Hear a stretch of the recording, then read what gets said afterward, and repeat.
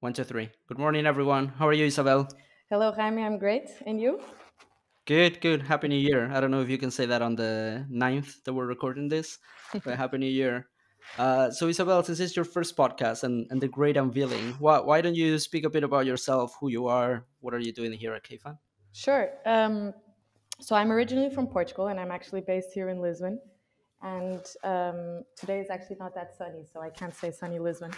But I joined the Kate Fund team exactly a year ago, around February 14th, so almost a year ago, on Valentine's Day. I like to joke to say it was my date, my Valentine's date. But I joined to kind of help cover the Portuguese ecosystem, looking both at pre-seed, seed companies, but also helping to launch the Leadwin Fund, our growth fund, in Lisbon. And I have a particular passion for food, everything that's food and food tech and agri-tech, but obviously not only. And so I'm also kind of helping to lead that space here within K Fund. Awesome. It's great to have you. And since we're kickstarting our Portuguese presence with you, I think we've discussed this in other podcasts that now K Fund is not just a Spanish fund, but we're trying to do Southern Europe and LATAM. I mean, one of the things that we wanted to do for a long time is starting to do more podcasts with Portuguese guests. And today is the first one. We actually have two Portuguese guests, and I'm in Coruña right now, Galicia. So we can say that it's like 2.5 Portuguese guests. So, and the first one is Humberto Ayres. How are you, Humberto? Hi, Jaime, and thanks for inviting me onto the podcast. Good to have you. Well. Where are you right now? I'm in Porto, Portugal. It's where we have one of our offices at Rose. We have one office here and one in Berlin, Germany. So we have the whole south to north. So we have Lisbon, Portugal, Porto, and Coruña. So we have the whole thing. That's pretty good. Humberto, before we get into a bit about your background, why don't you explain a bit what is Rose, the company you co-founded and you're CEO of? What's the pitch? So Rowscom is a spreadsheet, and as with any spreadsheet, there is a great deal of computations and data, and we really want users to be able to make the better reports of their lives, and that means they have to be more connected to data. Like nowadays, there's a lot of SaaS. You have your CRM somewhere, and you do our ads on the social network, so you got to pull all that data in. And then once you create your report, then sharing it out. So we also have a specialty feature which generates web pages from your report, and everything looks super nice. You can embed them into other documents like Notion. So we are a spreadsheet for the connected age. We are a super spreadsheet. This is what we are building. Okay, we'll talk a bit more about that. By the way, good domain, because I was actually trying before. I was thinking they could not have rose.com, so I was trying rose.io, rose.ai, and nothing like that worked. We have rose.com. We bought it. It's a super cool story. We bought it a while back. One day I woke up and I was like, okay, we gotta have a brand that really mimics this ambition of conquering the spreadsheet world, and it can't be something.com. So we started like this long search, and I went to the depths of online domain purchasing, and we bought Rose.com for $510,000, and then we rebranded. But it's it's a very nice proposition. If you have a product with a B2C or B2C-ish angle, it really pays off because you're always top of mind. People know and remember who you are and type it easily. I think that it's an awesome proposition. Yeah. So in fact, sorry, just to interrupt there. I think it's funny to share that Humberto has. By the way, Humberto has like a personal page where he shares like the opportunities and things that he invests in and companies he likes to follow. But he also has domains that he has bought, so I guess he kind of makes a business out of it. Oh yeah, I've made a bit of money out of buying and selling domains, and a little bit of money, but it's not a main thing. But it's interesting because you do find that the brand on the internet is intimately tied to your domain. And there's plenty of great domains which are inexpensive. I think you can get something really nice for like $1,000, $3,000. You can already get one word, the type of domain with .io something. But if you really want to go ballistic, you at some point have to spend some money. Yeah. What's the most expensive domain you've sold? You don't have to say the number. Puter.com, Puter.com. What does that mean? Computer. Oh. Yeah. And the interesting story was, I was just watching the Lego movie, the Lego movie, the Lego animation. They're like little toys and they're playing around, and there's Batman, the character. And when he gets to the Batcave, he's talking to his Siri computer. And instead of saying, "Hey Siri," he says, "Hey Puter, find me this." And "Hey Puter," find me that. It's like, Puter is a super nice name for a startup. Because that it's like talking to a computer in an informal way. So I went and checked, and someone else had it, and I bought it. It was like an impulse purchase at like 3 a.m. in the morning or 4 a.m. in the morning. It was very expensive for that. And like a couple of weeks later, I was like, "How did I spend it?" Well, actually, it's probably the story. I bought it for $11,000. It was very expensive, and it's like the most I've paid for anything, I think, personally, in my life. And so I was like, now what I do, I spend all this money. And then like many months later, someone comes to me with a startup idea. It's like, I need a name. And I was like, oh, I got these names. They're like, oh, Puter is the perfect name. And then so they bought me for like 25. So I made a little bit of money on that. Good return. Yeah. Good return. So I learned that sometimes impulses, I've been learning this for a while, but impulses are better acted early on. Like I had thought about Rose, the spreadsheet, building spreadsheets for a long, long time. And if I had started earlier, the results would be even better, and I would have made mistakes sooner and all of that kind of stuff. And I delayed these to get real conviction about the idea. It took me like 2 years and a half, which is done. I now can learn and listen to my instincts, I think, a bit better than what I could 10 years ago. Well, I hope all impulsive buying goes the same way with the same returns as the Puter.com. Yeah. Well, also one of the things, just last thing, one of the cool things with domains and even for investors, I think people are generally not super enthusiastic about spending money with domains, because, it's a big expense when you're buying one.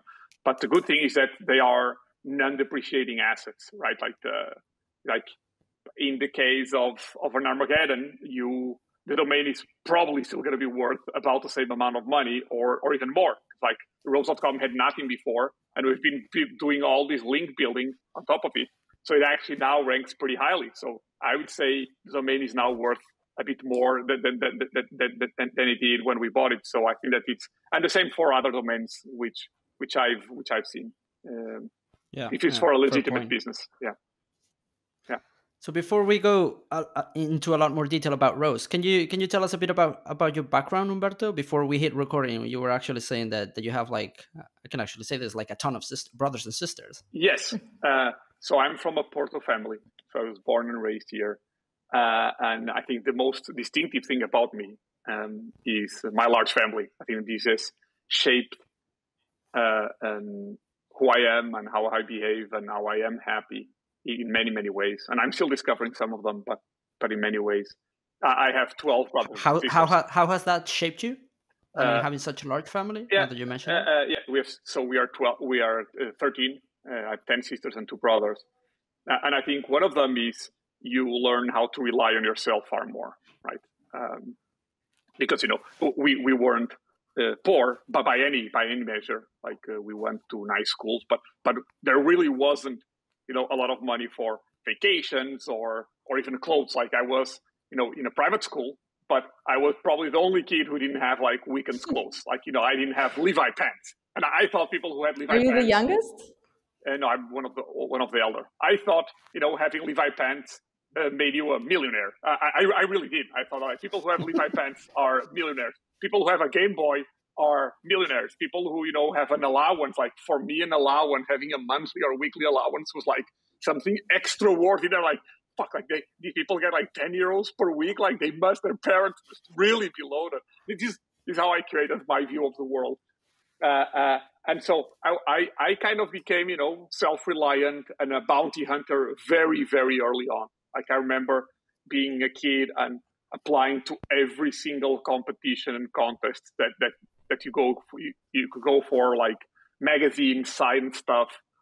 Even though I was, not a great student to begin with, then I learned how to also get better as a way to get a reward and something like that. Like when I started getting into the Mac world, back when Macs weren't so cool in 1999 and 2000, my parents told me, like, you get a laptop, whatever, whichever you want, but you got to be the best student. You got the best student of all. You like the best. And so I really put a lot of elbow grease and I applied to university with pretty good marks because I really put a lot of study into these last 2 years because I really wanted an amazing computer and I got in as number one in the engineering university, which really isn't much. And then they gave me the computer that I wanted. So I think that this is one of the ways. Would you say that it was? You had 10 sisters, so that and 3 boys. So I guess it was pretty unbalanced in the gender yes. spectrum. But how was the competition level between your brothers and sisters? Yes, I think that it's a great question. Perhaps even more important than the previous one. I think it made me quite confident in social settings and in speaking loud, and also gave me some pretty bad vices, like speaking on top of other people, because you're at the table, there's 15 people and you got to make yourself heard. That's so also a Portuguese thing, I think. It's also a Portuguese thing, but I certainly got advice from there, and it took me a long time as well to get empathy towards, people who are a bit quieter. There was this sister of mine who was always very quiet, very shy, and so she wasn't really heard at all. And right now she has a terrific career and a terrific life, and she goes at it from this super quiet angle. And so I think communication is something which you really become good at when you're part of a big family, because you are used to communicating with multiple levels, not only the parents, but a succession, a lot of degrees of young and older people. You try to convince them to play rugby.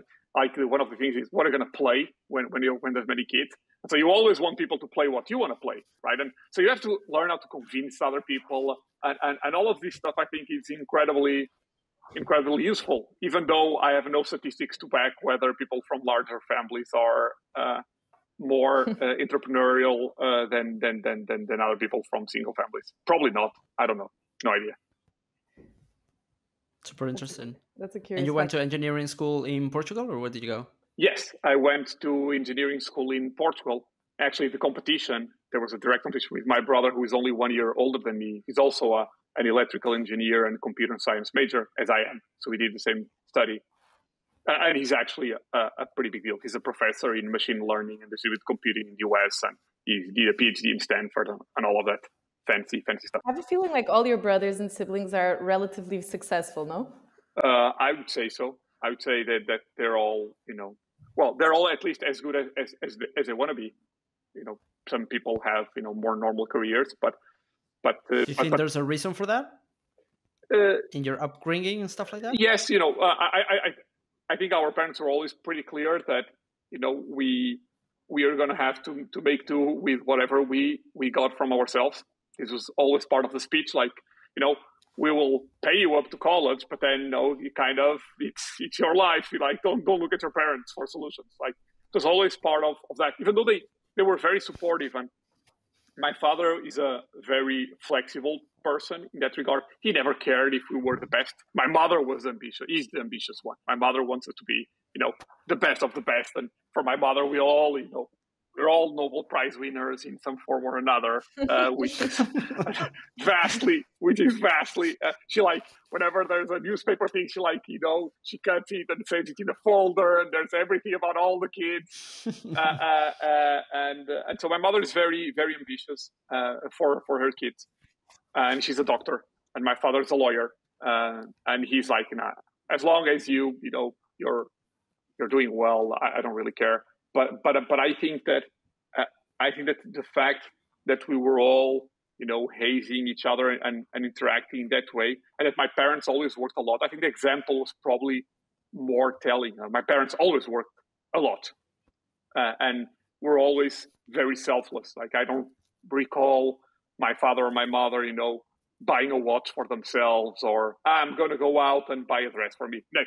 Never heard this happen in my house. So they always focus on, working is good. It's a privilege to be able to work. It's a privilege to be able to do what you want. And I think that they are very lucky that my mother loves being a doctor. My father loves being a lawyer. And they never counted the hours. And I think that they just made the work look good.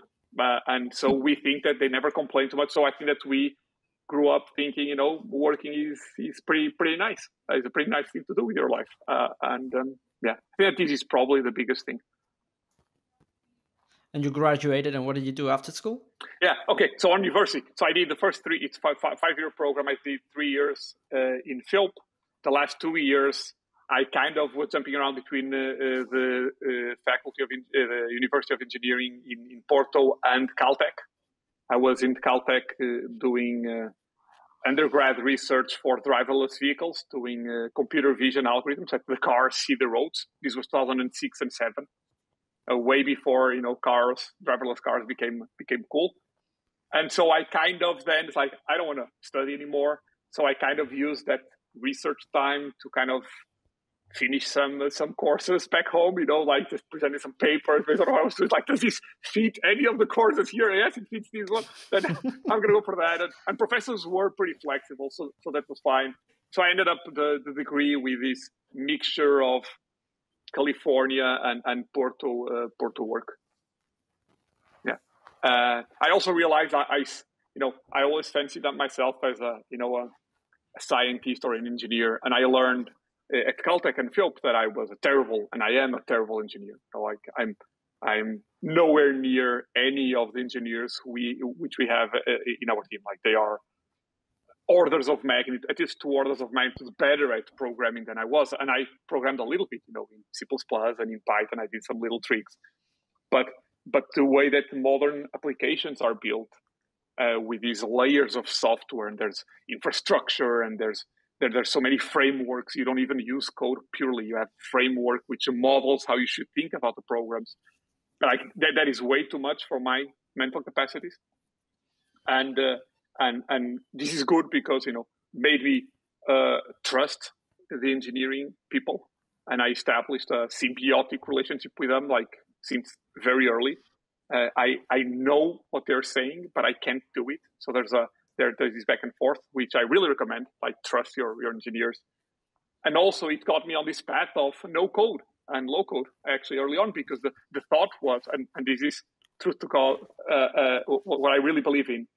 I knew that I'm not dumb, I'm not. There's nothing broken with my mind, and I like to think in terms of computers, but I cannot create applications. How can this be like this? Am I really barred for life? There has to be an intermediary layer which translates the superpowers of engineers and end user people who have nice ideas about data and interfaces. And this is kind of like how I started. I was pretty good at Excel. I did 2 years at McKinsey, or 1 year and a half at McKinsey, 1 year, 7 months, something like that. And I was like, okay, I really know Excel. I really, really know this application back and forth. I am very good at this, as good as I heard you say at a dinner once that if someone knew more about Excel than you, that you would, that you would quit Rose. Okay, this is terrible. That's how convicted you are. Yeah, well, right now I still think that I probably know more spreadsheets than I have this thing. Am I still the number one person at Rose who understands spreadsheets, how they work, how you should model them, how they were built, why they were built? I think probably I'm still, one of the people who know more about spreadsheets there, which gives me, this arrogance, so to speak, gives me the humility elsewhere, right? Because I am probably the least person who knows about engineering and design. I know a little bit of design, but our designers are also much better than me, and the people in marketing are better than me at marketing. And so knowing where you are on the organization and why you're there, I think it's pretty good. Yeah, but we jumped here a number of topics. I don't know if this is where you guys wanted to take it. Yeah. It's perfect. It's perfect. And so you actually spent like a year and a half at McKinsey, and then you decided to build Rose, or was there something in between? There was many things in between. 1 year, 7 months at McKinsey, I think, and then and I worked in tech mostly there. How was the consultant experience working at such a big firm? You probably did a lot of Excel, right? Yes, I did a lot of Excel. I really liked it. Everyone was super friendly to me. They only put me in cool projects. I think I think right now consulting is changed because there's a lot of IT related stuff, and IT has a pace of its own. You cannot speed up a project of IT that much, right? So I think the work-life balance of people working in consulting right now is better, which makes, I think, the whole consulting work, I think, probably more pleasing for young people. And so I worked in, in companies like Telefónica and BBVA, BBV, and Santander, and banks and telcos and tech companies in general, the old type of tech companies. And this was pretty cool because I learned presentations, how to make a pretty effective presentation. I learned a bit more about Excel, organizations. And I think the one thing from that time was sitting inside boardrooms and doing presentations. And, and board members saying stuff that I was thinking about a topic, like I should say this, but I'm not going to say it because, there's all these important bankers. And then someone would say exactly what I was thinking. It's like, and people would say like, yeah, amazing point. I was like, why didn't I say that? So I learned how to trust my instincts again. There, I think that I think it's good to be in the room where decisions are taken. This is why I think it's good to be in consulting, also in startups early on, because you will have these instincts and you will hear people around you saying the same things which you think. And it's like, you're going to validate some points. You're going to learn some stuff was wrong. And your mind's going to adapt even behind the scenes. After that, I did an MBA. I jumped out, did an MBA in Boston. And then when I came back, then I started building companies, and I built 2 companies before I jumped into Rose. Do you want to tell us a little bit about those 2 companies? Yes, I can. So the first one was skin.pt. It's a cosmetics website, a pure play e-commerce. It's still there. It's doing super well as far as I understand it. It sells, many millions moves many millions in product a year. I think it's probably the largest pure player in Portugal. Excluding the ones who sell to Brazil and stuff like that. I think that it's the largest one, or one of the largest ones, and it was just terrific because then I got to build it from scratch. There was nothing. There wasn't a website. There wasn't a strategy. There wasn't a brand. And me and a group of, I think we were five people, we built it on and we drove it to profitability at around 1 million ARR, 1 million in revenue per year. And amazing. Then it's a pure B2C model, right? Or pure B2C model. Pure B2C model. Skin.pt. Yes. And now it's doing, much more than that. It's doing a couple of million in profit per year. And much higher, but I'm no longer connected. Then at some point it grew, we hit profitability. We were just, touching on these operational break even. And the question was, do we go deeper and do we then replicate them all across other geographies? Because with cosmetics, you have this thing called selective distribution, whereby brands can force you not to sell product between countries, because they have this special arrangement with the EU, which is bullshit, by the way. But anyway, and so we were going to set up a skin per country, and then we would have all this arbitrage power, because, for example, some products in France are a third of the price which they are in Portugal, which is bananas considering that it's a single market. And so if you have a well-established, well-oiled operation, you can, force prices down, which is good for consumers, which is good for you ultimately. And so this was the plan, but then there was some misunderstanding or misalignment between the expectations with my co-founders, who, by the way, had the majority of the capital, even though I was the CEO and the founder of it. I was terrible at negotiation when we started. And so in the end, I left. And I started the next business, which was Eat First, which was a rocket internet funded business in food in Berlin and London. It was a vertically integrated player, so we cooked the food and then we delivered it. And we got completely crushed by Just Eat and Deliveroo and Foodora and Uber Eats because it was too complex. We were trying to do too many things: cooking the food, delivering the food, marketing the food. Was this Ghost Kitchens before Ghost Kitchens? It was not really Ghost Kitchens because we also had our own brand, but kind of like those Ghost Kitchens which have brands and who deliver. Some Ghost Kitchens, yes. But I think in there what I learned was first, don't go for businesses with too many complex things. Second, food is a terrible business overall. It's very hard to control. And third, what it matters is absolute quality in any product. There's these main categories of food, pizza, pasta, sushi, burger, salad, burrito, right? There's these categories, 5 or 6. And it matters that within one of them, you have a really compelling product.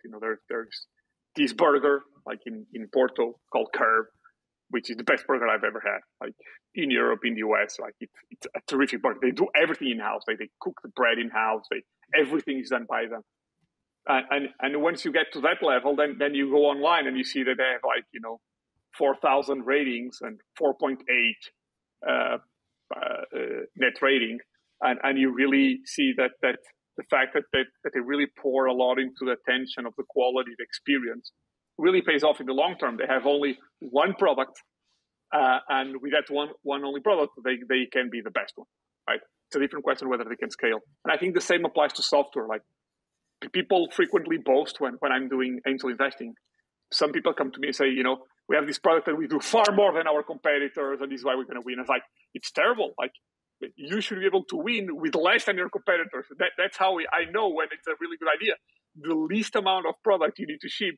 Like, our competitors have half the features and charge double. It's like, well, then they are very smart. They are really smart because they have half of the trouble. And each feature is probably going to be twice as polished. And they can still charge too much of twice the product, the price, and maybe twice the margin and twice everything else, maybe twice the funding too. So that also shapes how I see complexity. One of the goals in Rows, as we build out our spreadsheet, is that as we move along, the product gets simpler, which is something very hard to do. Like we want that the product becomes simpler as it grows and not more complex. And I think so far we have been able to do it. I don't know when we'll hit a wall in this evolution, but this is one of the goalposts. That almost sounds anti-natural, right? Like, because we're always pushing companies to keep pushing for product development and feature launches as a way to grow and retain customers. And here you're doing well, but it's not mutually exclusive, right? Because I think that if your product, for sure. If your product is modular, and spreadsheets are modular, like there's little square cells in it, and there's a formula, and all formulas are modular. You can do them. If you solve a problem, you solve the problem for all of the contexts in which it applies. For example, we have a wizard which helps you set up a function, right? You just type whatever you want, and we build a function for you. Once we solve that UX problem, it applies to not only our specialty formulas and functions, but to every function in Excel, right? So it is now easier to use VLOOKUP in Rows than it is to use VLOOKUP in Google Sheets or Excel. And so once you solve these types of things, and if you do them well, and now there's a new wave of conversational interfaces, aka machine learning prompts, aka whatever is going to come in the future. And so if you do a nice job of this search and matching to what users want to do, if you solve it once in our spreadsheet, it becomes available to every single part of the experience. So again, you do a jump in simplification as well. I think that the more humble your product is, the more modular you make it. I think the more you can do that. And at the same time as you're making it more powerful, you have more rows, more columns, faster computation, novel components, intelligence. I think the product can become simpler. I think that this is one of the tricks which Notion pulled. It's still a wiki, even though it does a lot of things right now. And they've been able to simplify the experience. If you see it, it doesn't look complicated at all, even though it does many things. They started with complex tables, and now they have the simple table. And now they have the simple table component. They're going towards simpler stuff, not more complex stuff. And this is, I think, telling of I think that they can still grow more while not having to resort to very complex enterprisey schemes and business practices. Yeah. Mm-hmm. So you did 2 B2C companies. You obviously knew a lot about Excel. Was the origin of Rose always like in your mind to try to build something in that space? Because you're not the first person or first team to try to disrupt or quote unquote disrupt, whatever that means, Excel. I mean, there's like a ton of companies trying to build on top of spreadsheets or replacing spreadsheets. What's the origin story for that? Well, the origin story was there's many origin stories. I think we look backwards and try to explain why we did things. I'm a big believer on this lack of free will agency. I think most of the times the world's physics are just happening, and we're just trying to figure out why the hell we are saying these words and taking these decisions. But there's a few elements. One of them was I felt secure and safe around spreadsheets, and I felt insulted by what Excel, Microsoft, and Google were not doing in spreadsheets. And I think that when you feel like that's like, I use someone else's product and I feel more strongly than even some people inside their own organization. I have this feeling, why the hell aren't they solving this? It's so obvious that everyone would jump on this. So I went online and searched for, how to send an email through a spreadsheet. And there were many people searching for that on Quora and Stack Overflow and stuff like that. It's like, people are searching for it. It's real. Why aren't they building it? So you get ownership over the problem, over the domain. I also had confidence in myself. I said, I know this problem because I use it a lot. And I'm working at McKinsey, who's known for people who have these spreadsheet skills. It's like, okay, it feels like out of all the problems I've solved, like cosmetics, I had absolutely no connection to before I started. And we did pretty well. And food, we got our asses kicked, but we also, we also shipped some cool stuff. It's like, okay, this is one of the problems that I actually know the more of. So maybe I'm going to be able to do better because I already know more. And then the second part, this was kind of like personal motivation and personal dynamics. Then I think on the problem was observation at some point that you have a cell, and a cell has a formula, and that's close to business logic. So a formula has business logic. And a formula has an output, which is kind of like an interface, kind of like a display, a UI. And values, which you put inside a cell, are persistent. So it's kind of like memory. So if there's memory and persistence, if there's logic and if there's output, then a little cell is like a little computer. So why isn't it a full computer? Why doesn't it have the other things? I/O. Why can't it talk to a server? Why can't it do, automations? Why can't it, actually have a prettier UI? So from that simple metaphor, like each cell is a computer, I thought, okay, let's just actually build this thing. So I started talking to the CTO and the engineers in our previous company. Both me and my co-founder, we were both at the previous company, Eat First, and everyone used to make fun of me. They call it the Excel OS, the operating system, and it was like they print out stuff making fun of me and all over the place, and it was pretty fun. And once the CTO was from Brazil. He went to Brazil and he came back, and he was telling me, over the holidays I was talking to a friend in tech, and I was making fun of you because you have this idea of spreadsheets to my friend, and he said, no, it's actually a pretty good idea. And so he came to me. It's like, I really respect that guy, so I think that maybe I'm gonna go back on my word. And so my brain started changing. I was like, okay, my initial instinct was probably right, and I probably should have acted on it and should have started to study this problem more in depth and scratch that itch more thoroughly. And then finally, there's the moment, so it first wasn't doing amazingly well. It was doing okay, I guess. And we had to rationalize the business. And so in the end, we were 3 co-founders. One of them stayed with the company, and eventually we sold it in a small sale, but still sale, to an Australian player who still kept the brand and it's still operating in London. And we started thinking about other businesses. And actually, we consider many businesses. We consider the runner-up was Rose, and that was building an operating system for drones for machines, because it's also something that I worked in past. and that I had some knowledge and many connections in the industry. So I was like, okay, one of these two, and we landed at the spreadsheet part, and that was it. Humberto, coming from having previously built these two B2C companies, and I think you had another one, or am I mistaken? Another B2C company? Well, others. I've been a co-founder of sorts in other businesses. But yeah, Aircourts was the other one. Exactly. It's a sports booking platform. Also did super well. The screen is blocked a little bit. Okay, you're there. Also did quite well, and it's monopolistic right now in Portugal. It's where everyone books the paddle games. But going from previously building a few B2C companies, was it a scary move to build Rose purely, B2B, or what were your major concerns taking this shift? Yeah, I'm going to be very, very honest. The major concern is investors. It's investors.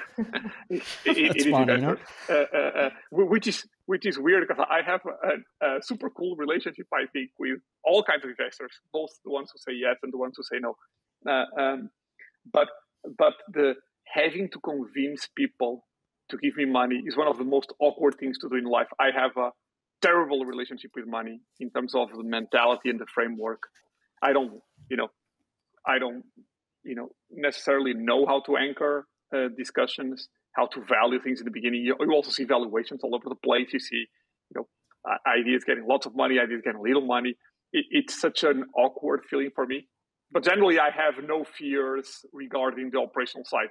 I've now learned that I can build a tech product of a reasonably complex nature, like a spreadsheet or like other things.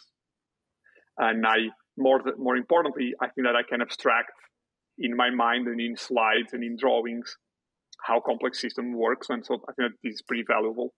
And I can also, hire a team. So I think that the base arguments are kind of there. The weird part for me is always, how to get into these conversations with investors. And then there's like these weird dents, and some of them, that they already want to invest, but then they're trying to make excuses to invest, and some of them, that they don't want to invest, and they're trying to make excuses to not invest. And we are not entrepreneurs are not dumb, so we do know these social and visual and human cues, but it's so hard that it's like the unspoken dance between entrepreneurs and investors. It's so weird. It's still weird to be out. It's still weird to be out. And I guess that Rose, because this is something that we also discuss sometimes internally, and this is probably one, I guess that it has changed, but one of the main differences between investors in the US and Europe. Rose, and correct me if I'm wrong, Humberto, it seems like a very polished product. Obviously the one that you have now, but I also remember Dash, and it looked polished from the very beginning. So it's when you talk to investors back then, especially for the first round, whether it was like the first angels or institutions, you're also looking for investors that can be patient, because it's not that like the type of product that you're gonna launch like a polished alpha, beta, or whatever in, I don't know, like a couple of months. And even on top of that, I can imagine that if you're tackling the spreadsheets, there's like a ton of different angles that you can tackle them from. So from a product management perspective, you also got to choose the angle right. So I guess that makes it trickier, especially when you raise the first round, which probably was a few years ago, to find the right investors for what you wanted to the hypothesis that you wanted to validate. Yes, I think that you touched on a number of points in there. I think one of them is recognizing that this is a slow thing in the beginning, and that at some point starts to accelerate. We see the acceleration in terms of building the product and the types of responses we get from the users. But it took a while. Like the first 4 years and a half, we just had to build core parts of the platform because we did want to build a spreadsheet. And I don't know, maybe now with existing frameworks and with existing code bases, you can build it in half the time. But I don't think you can build a spreadsheet in less than a year. I think it's a super complex product with so many details. And we did a bunch of mistakes, obviously. So I think that one of them is recognizing and being able to tell the story as this is a thing which is worthwhile because the market is gigantic. There's 1 billion users. there's only two big contenders, Google and Microsoft. This thing is bound to change. So the market forces are, I think, aligning right. But you gotta explain the story, and people have to be on board with this type of process, which I think then gets to the second order questions, which is, can you run money effectively for this long? Can you run a subsequent fundraise with some half of the way metrics or intermediary results or even just product advances? And what does it look like? What does the board look like? How hard are going to be the discussions with the board? Like all of these types of things, I had no idea how they were going to play out. I think investors were incredibly patient with us, incredibly patient, even though they were surprised, like we were, of how complex this was. And when things work, when we do something which has good results, how simple those things are in general. You do all of this groundwork, and then you do a small thing on top, and the small thing on top is what really gets people to convert, not really the groundwork which you did. And I think that this just requires a stomach, which luckily we did find in Europe. And I think it also depends on how old you are and how experienced you are. I think that if I were to do it now after I've done Rose, I think that I have a much higher degree of confidence in things to avoid and things to do than I had when I started this, because I was doing the first time. It was the first time picking up a product of this complexity. So I think that, for investors, you have to really understand, can this person build a company with a humility on the process and with a team that's going to last this long, because also the friction on the team after building a product for so long is significant, right? They also want to see the result. Everyone wants to be a billionaire now.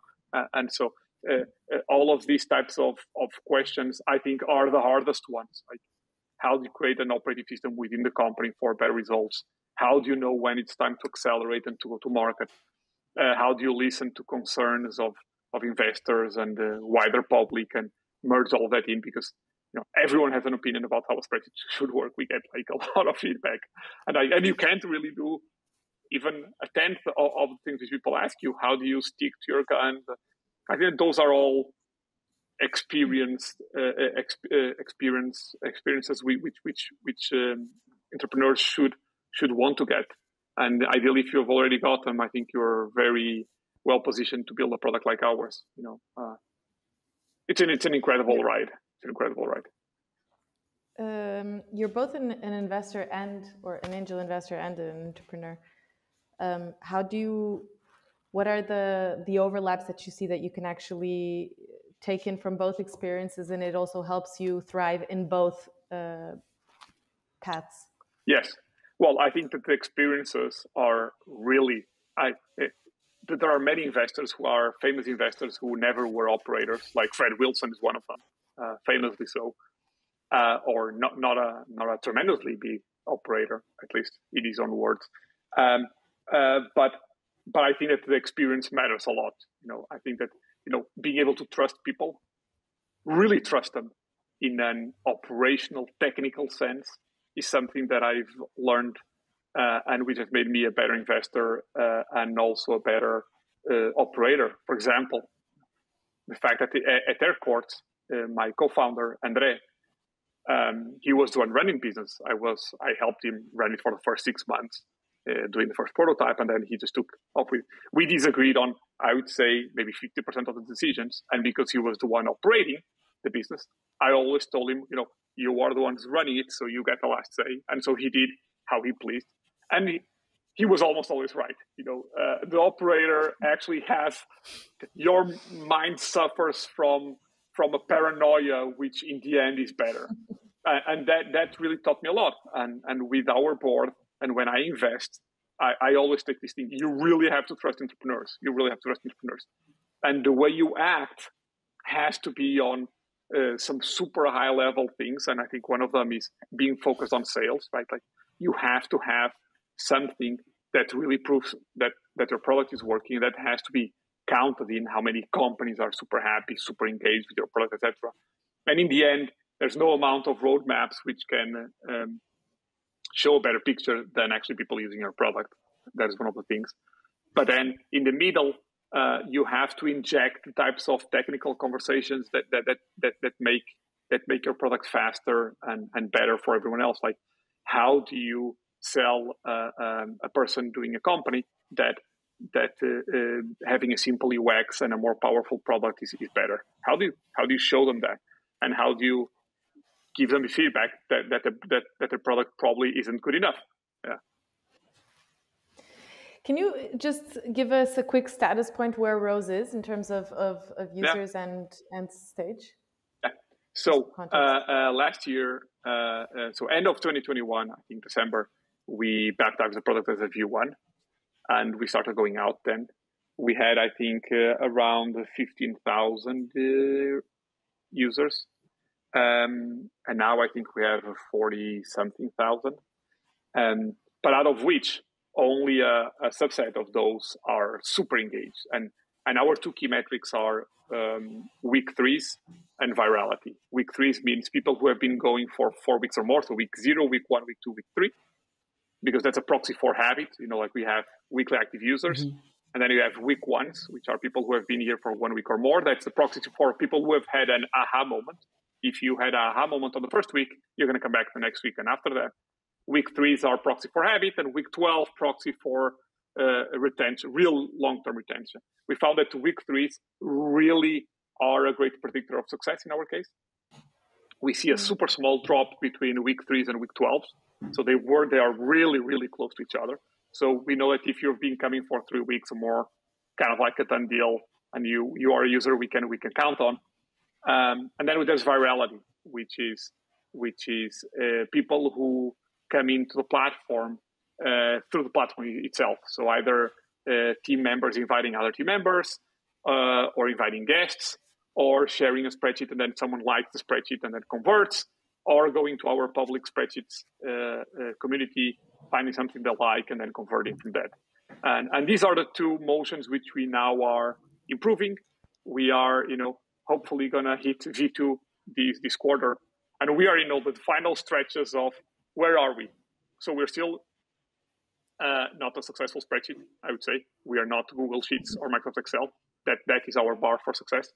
When we are, you will know. Like you will see the spreadsheet everywhere, etc. And you see some people sharing stuff, but not a lot. Not as many as we would want to. Most of the people are working internally. And so we are fixing these two loops. How do we increase the week 3s by having a more satisfactory product with more virality? And we think that we are going to accomplish that by the end of this quarter.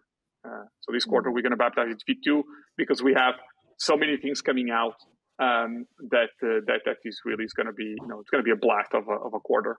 Just last week, we shipped 4 key things like an OpenAI integration, which really fits our long-term strategy, and more fine-tuned settings for charts and easier search and rows of new to start the spreadsheet faster. And this is only the beginning of the quarter. We have 3 major announcements this quarter that are really gonna rock the spreadsheet world. They really are. They are groundbreaking. I love how passionate you are about spreadsheets. Well, I'm so lucky that I'm not the only one. There are people who go bananas with spreadsheets, and this is amazing. It makes it easier. Has it ever happened to you when you're investing or looking at a company and you're speaking with the founder and you come across that they're actually using Rose and they didn't know that you were the founder of Rose? Has it ever happened? It's happened once. One of these companies, they wanted to talk to me about their cohorts. There's cohorts. And cohorts are something which people do on spreadsheets. One of the things people do on spreadsheets. So I started looking at the spreadsheet and was like, this spreadsheet looks super familiar. Actually, before then, they shared a report. There was a chart. Like, this chart line and this font is so familiar. There was actually a spreadsheet, a screenshot of a spreadsheet built in Rows. And then I went in and they were using Rows. And they were doing it completely unaided, which is amazing. When you find someone who didn't go through any kind of onboarding, who didn't, it wasn't me or some other team member who pushed them to use the product, they just started it.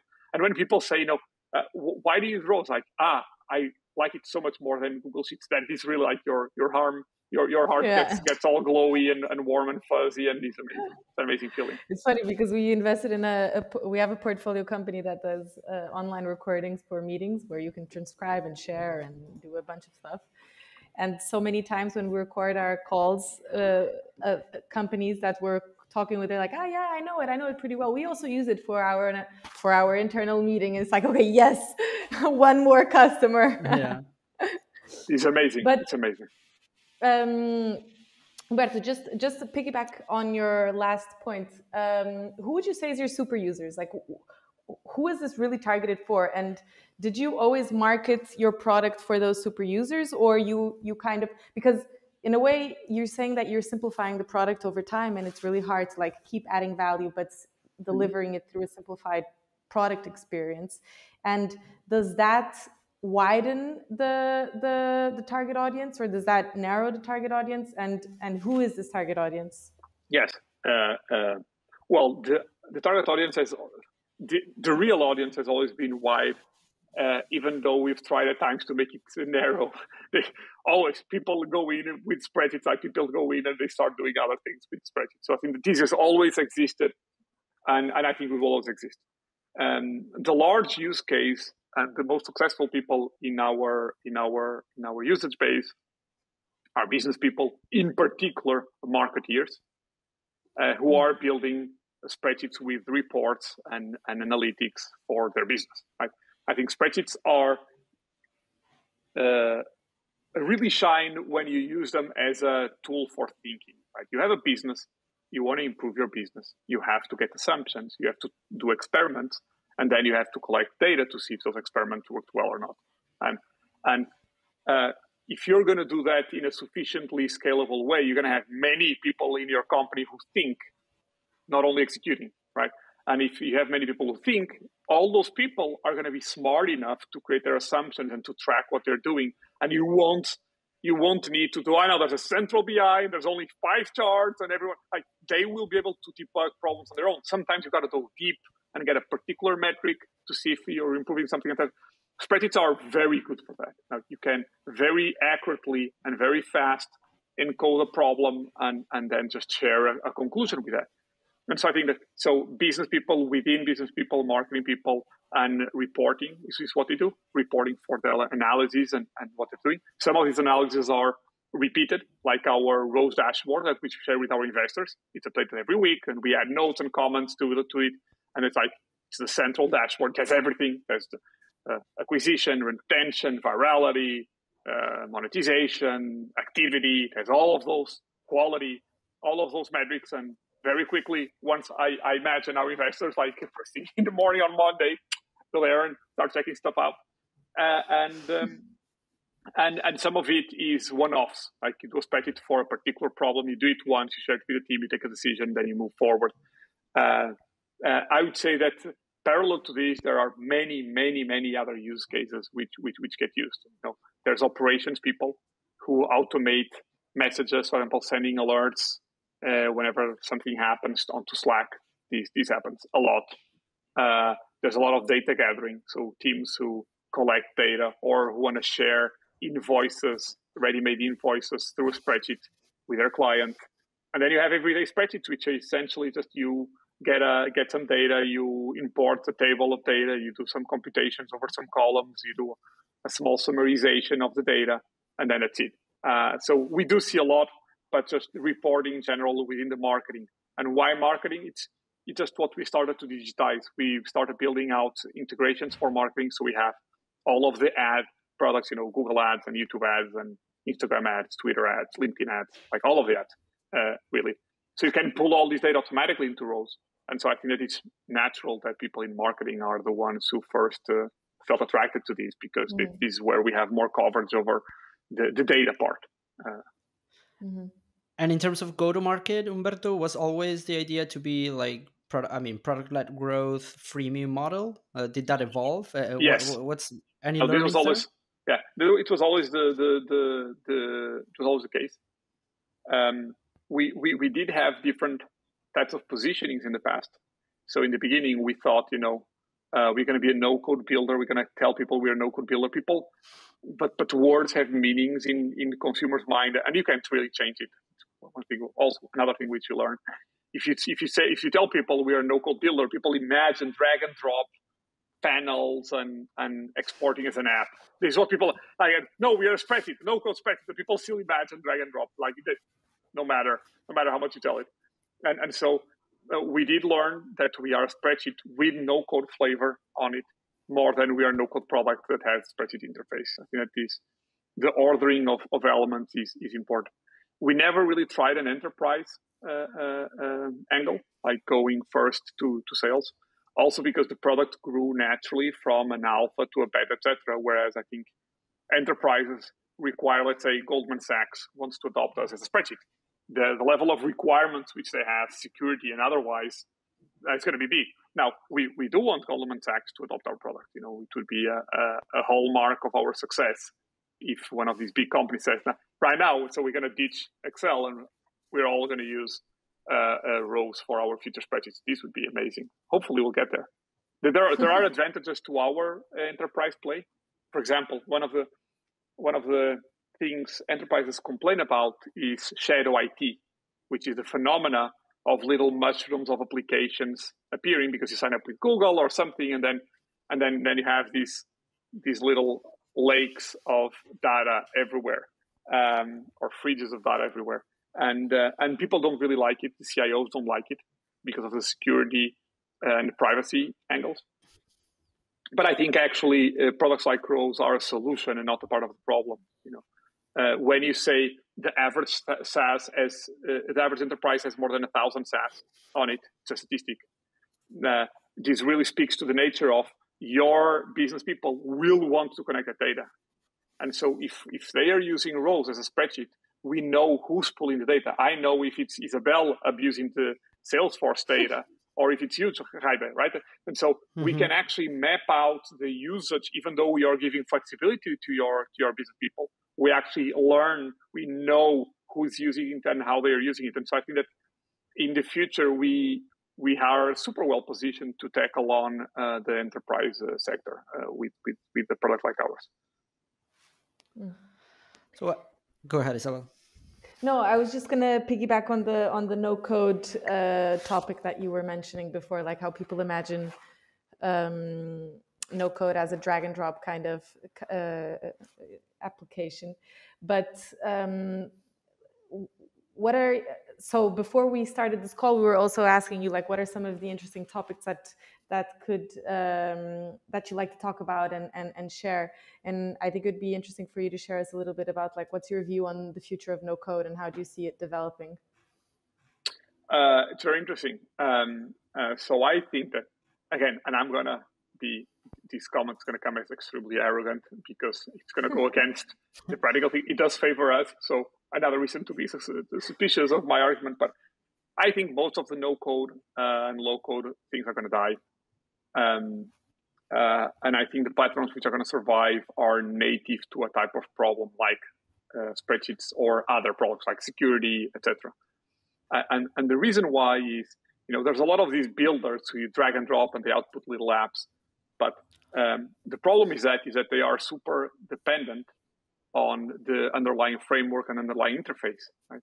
Once, Apple ships VR goggles or something else, for you to adapt the product to that reality, you need to rebuild it from scratch, essentially. And in the past, there were many of these rapid application developments, which was the no codes of the 1990s and the 2000s, which died when there were transitions. Whenever there was a transition in software or interfaces, they died because it is too costly to adapt. So I think that many of these like Squarespace type of builders are going to die over the next 2 to 5 years, because unless you really get to the millions of user scale, there's a change in the market, in the consumer. Apple tomorrow launches a little builder, you're out of the game. You have neither the depth in terms of business, neither the breadth, the number of users to keep being relevant. I think that what's going to happen is products like spreadsheets or like automators like Zapier, but who have particular flavors, or which are particular flavors of other applications, right? For example, Rose is a no-code flavor of a spreadsheet. So we are a spreadsheet, and we help you get more powers like the engineers have. Right? But you use it as a spreadsheet. The spreadsheets will never be there. And we have the knowledge, we have the expertise of spreadsheets. We know as much about building a spreadsheet as Google knows and as Microsoft knows. Like, we are not second to them. Like, they don't know more about how to do these computations. Like, right now we really understand the problem. And so I think that we are reaching kind of, even though we might not be as good as them in some areas, we kind of know the problem as well as they do. So I think that we are on the race to be the ones who break through the next phases. Whereas if you are just a little builder, you don't really claim ownership to any type of problem. I think this is one of the major problems and major changes. I think that, again, Zapier type applications with specific niches, for example, for security, which already exists and stuff like that. I think those are super powerful, and those will continue to grow. What I am more hopeful about is really not full builders, but rather component builders, right? One of the most costly things to build in a company is interfaces, the front end. Right? Building front end is really expensive. You spend millions of dollars of your funding money in doing that. And the first company to really solve something in this sector was Intercom. You put in 2 lines of code, and you had a little chat app, which was a customer service tool. And now it actually has growth tools within it. You can actually send surveys, and you can actually point at interface. Our onboardings are now built on top of Intercom. You can say, okay, when the user comes in, if the user has these properties, then tell him to click here and there, and you can highlight it, and you can move screens. And it's pretty amazing because you added 2 lines of code, engineering expenditure, 2 lines, and then your business manager can actually encode all of these flows. He can build for you. So the value in Intercom keeps going up. It's getting simpler and more powerful as they go along. And I think that, like Intercom, there are many, many solutions out in the market, like Cord.com. I'm not an investor, but I just like their business. They are collaboration, kind of like an Intercom for collaboration. You add 2 lines of code, and then you say, okay, this element in here is supposed to have comments and likes and shares, right? And they add the icons, and they map out all of the stuff which you need, etc. And I think that this Intercom for X is actually one of the things that I'm most excited about for these no-code platforms. I think that, for example, we could be Rose, the Intercom for data. Imagine that in any product which you go on, like in Notion, you add these 2 lines of code, this little snippet by Rose, and then you get a little icon. You click the icon, you say, what kind of data do you want? I want this table, or I want this chart. And you start building it out in this little builder, and then you just drag it onto Notion, and you have it there. Like, this is, I think, the next frontier of no-code, low-code. It's not like really building another platform from scratch, but claiming space to a verticalized problem, which you can be the best at. And other things. More languages. I think. Sorry. Yeah. No, I was going to say, since you're talking about the future of the company, Humberto, you mentioned something before that part of the vision of Rose has to do with AI. How are you thinking about integrating or applying AI to your type of product? Yeah. So I think that this is all theory, but it's free to talk. So I guess the bar for quality maybe gets lower. I hope not.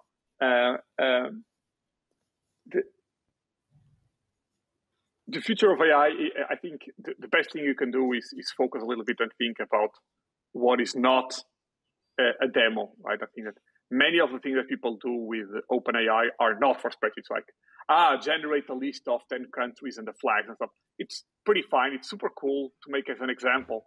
But in the end, is that really going to transform how you look at the data of your own company? Probably not. Right? So I think that what matters for us are 3 technical topics of AI and 1 overall UI topic. The technical topics are, enriching columns. It's like you have certain columns of data and you want to enrich them with something else, like get me an address, find me the solution to this problem. And then a bunch of text transformations like sentiment analysis. Is this message positive? Out of this domain, extract, just the name part, or find me the real legal company name of this company. Stuff like that. but the most important of the three is actually intelligence over data. Like you just look at a data set and say, tell me what's going on with this company. Is this company growing or not? Are they faking the numbers? Are the numbers modeled or are the numbers real? Like, is there a statistical variance within this or not? Like, are the cohorts getting better or not? Give me the 3 top highlights from the last 6 weeks of data. Like, AI should be able to generate these answers, and it probably will generate these answers within 2 years or so. So this is one of the things which we want to do. I think the most interesting topic right now is the UI, right? If you have artificial intelligence and you're going to put it at the hands of end users are not going to be designing a neural network. So they're going to ask questions in humor form. So the prompt, the search bar, the input field become far more important. So you first have to linearize all of the experience. So you have to make all of the settings which anything has, you have to put it on a simple linear experience so that you can actually ask that question and get back and forth with the algorithm. Luckily, this is what we were already doing with our wizard. So we have this little wizard which helps to configure data points, which actually matches super well to these machine learning prompts. And so I think that the stuff which we are thinking about right now is, for every action, there should be an immediate way to always get a result and then to configure or adapt it later, either with more questions or not. For example, right now, or when you started at Rose, you'd say, I want Google Analytics data. And then we'd give you a bunch of data sets from Google Analytics. And then you picked which one you wanted. And then you configured with your account and which variables you wanted and the time series and minimum time, maximum time. And then in the end, you click the button, we got the table for you. And then you clicked another button, we gave you a chart, right? So it was like 4 or 5 steps in the process. But it should be possible that you just say, give me Google Analytics data, and we should give you an answer, and it should be already be the table, fully built. We would have to get the predefined account and get the predefined variables and get predefined everything. But then if you said, give me Google Analytics data for page views, we should be able to generate at the first attempt a better result. And for my all website data, or just for Rowscom, or just for the blog, and you should be able to either with one sentence get a better result, or get an immediate result and then go configure whatever you wanted later. Yeah, this is the interesting part. I don't know if it's coming across well in this human absolutely. prompt, but linearizing the experience is good, and the benefits are immense, because if you are doing that, you're also making your product easier to develop and easier to show to your users. And so again, you don't have to think it's going to force you to not overinvest in weird panels and transition screens and all that. All of that stuff is bullshit. Because if you do that, if you have stoppages in the middle of the process, then you cannot use it as part of these flows. And so you force yourself down the nice actions which are going to be supported in the future, which also, by the way, also scales better for mobile, more linear, more question and answer type of experiences. So I think that it's incredibly humbling that first it's nice that we already did something like that a little bit, but it's humbling because you learn that the future forces you down a path of simplification, which maybe we would only be able to get there through thousands of discussions. Like the future becomes obvious to what you should do in these type of cases, and I'm glad machine learning is here to force us down some good decisions, which I think we kind of were already getting some intuition around, but now it's becoming much more obvious. It's so obvious it screams at you, so I think that it's good. And I guess that also because of the nature of the product, so having those integrations, for example, in the use case of a marketeer, I mean, having those integrations and being able to pull that data makes it easier to respond to those potential prompts from users, instead of having like Excel, where, I mean, most of the time you have nothing plugged in, so you don't have other data besides what's actually in the cells to respond to. 100%. And I think that the experts will always want to vastly customize the requests. They will want to configure every little value, and they were going to click all the drop downs and put all the flags in, and they're going to have like custom properties. You can define custom properties in Google Analytics, right? And the algorithm won't be able to guess what custom property you built into Google Analytics, right? But even for those, the easy generation of the boilerplate is going to be amazing. Like, give me a chart on Google Analytics with X, Y, and Z, and give me this type of time, right? It's going to put it there, and then you go and you pick whatever variables in the drop downs, and you already know how to do it, and it's fine. But for the earlier users who want to be smart, again, I think the spreadsheets are about impressing your boss, right? As with most products, right? You want to be promoted. You're only going to be promoted if you do something which your boss thinks either he could not do because he did not know what to do, or he did not have time to do, right? And for that, you need to generate experiments, and you need to show the results. And again, if we are all clicking the same buttons and the same interfaces, we're not going to impress our bosses. But this is it. Like, I think that's why I'm excited about this feature. Is like, the more we solve this problem of data, and one of these features which we shipped last week was adding subtitles and footnotes to charts, which is super simple, right? Like, you can add a subtitle explaining what you're seeing in the chart, like a little text, 2-3 lines, and a subtitle and a footnote. And footnotes are so important. It's crazy to me how Excel and Google Sheets did not make these features front and center and nice to use, because you have the data. And one of the questions that we most get from investors is, how do you define a week 3 actives? How do you define them? Do you include activates? Do you include automations? Do you not include them? Is it week 0 through week 3? Is it week 1 through week 3? What is in there? What's that outlier point in there in the middle of the chart? And it's amazing. You just put it on the footnotes and it's there forever, right? And in the future, obviously, we can automate it. We can say, okay, if I know that this chart is pulling data from Google Analytics, then I can already generate a footnote for you saying that this is Google Analytics data from X to Y period, etc. So as we build our product, I think that the story becomes even better. And again, we can be simpler and yet more powerful. I think this is the common theme. Super interesting. Humberto, last 2 questions that we always ask our guests. Can you recommend a book or some kind of content that can be startup related or not? And can you also recommend a guest to invite to the podcast that hasn't been on before? Awesome. So, book or content. I think the book that has been more transformational for me has been Creative Selection by Ken Kosienda, or Ben Kosienda. Ken Kosienda, I think it's Ken Kosienda. And he's a guy who he's very prolific on Twitter.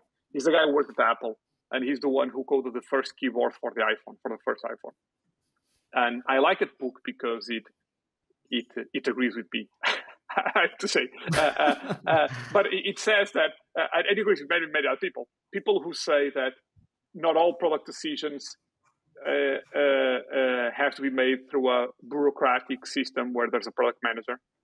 That many times you can, and it's better not to have a product manager in there, that many of these things cannot be measured and that metrics are not that important. It matters that you actually study the problem well and you empathize with the result, and that you have someone to filter these things for you. So they just describe how they design this piece of software to the ages. And at a very professional company like Apple, in a very successful product like the iPhone, that this was really a decision between 2 and 3 people. And there was a small set of people making decisions, and how that generated a better answer than many times larger, more algorithmic types of organizations generate. And so the whole book is about how do you balance this yin and yang, right? Like the algorithm side of things and the intuition side of things. It's a terrific book. I recommend everyone to read.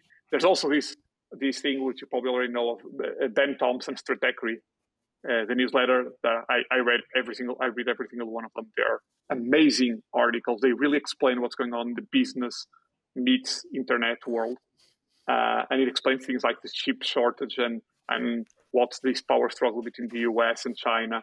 I think those are super cool topics. He also does a bunch of interviews with the CEO of Microsoft and the CEO and Mark Zuckerberg and these types of really big behemoths. It's a bit expensive. It's $120 per year, but I think it's worth it. As for people to come in here on the podcast from the Portugal ecosystem, I would say there's 4 people that I can recommend. I'll start with the youngest one. The youngest one is Gilberto from SmartX. I think just because he's, very, very young and has a lot of potential. And he works at twice the speed of normal people.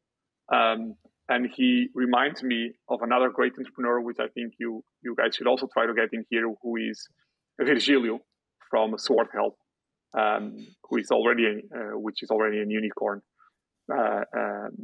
Those two, I think, remind me a lot of the entrepreneurial spirit of the north of Portugal. I don't know if they're originally from the north, but they're very self-sufficient, very let's try it and do it and break it, and unafraid of any kind of challenge. They're operating in hardware worlds which are very hard and succeeding at it. SmartX from Gilberto raised money from the creator of the iPod, by just which is terrific, and Sword Health, is a health startup. I think no major funds picked it up until they blew up and became a unicorn, which I think speaks to the nature of risk taking and how much he took risk and he got it in. Other than that, the other two that I would recommend would be the founders of Sword Health, Nuno and Miguel, because they built in Portugal, this little small country. They built a super nice B2C brand, even though it's a B2B product. It's this payment card for optimizing benefits for employers. It's a really nice brand. It's a really polished product. It really smells like a bank. If you put it next to any other bank with any other big processes, they don't seem less professional. In fact, they seem more professional. The brand looks nice. The card looks nice. And I think that this is. I think everyone in Portugal, maybe in Spain, has something to learn with these folk. The first two, because they operate in the hardware world, scientific research, and they are making waves in their respective industries. The latter two in Coverflex, because they built a brand which is superior to the established incumbents, and I think that's also. They must have done something terribly right to get the brand so right since the beginning. Yeah, super cool. I think Isabel has a last question.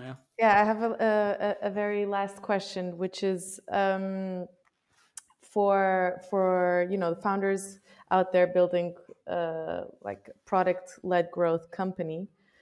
What would be your advice transitioning from seed to Series A?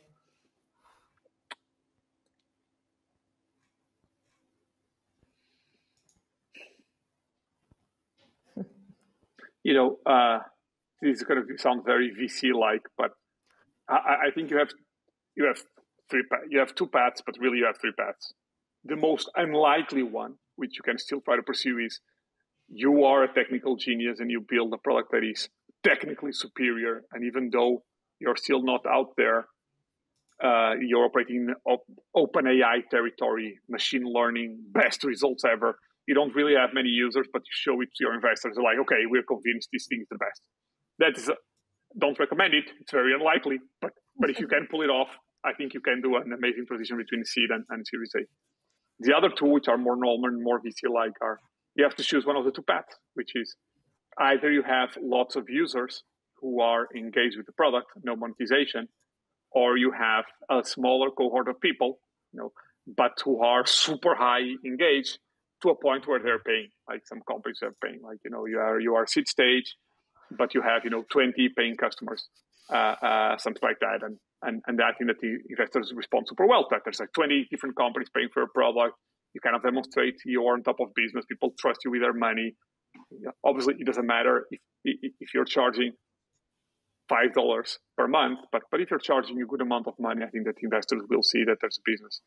So I think that those are the three options on the menu.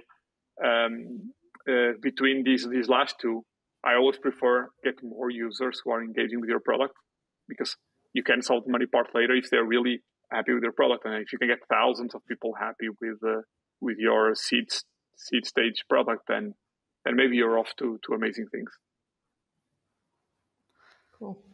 Good suggestions. Humberto, thanks a ton. This has been super interesting. Pleasure to meet you. And thanks a ton, Isabel, as well, for putting this together. Thanks, James. Thanks, Isabel. This was good. Thank you for hosting us, Have a good Danny. one. You too.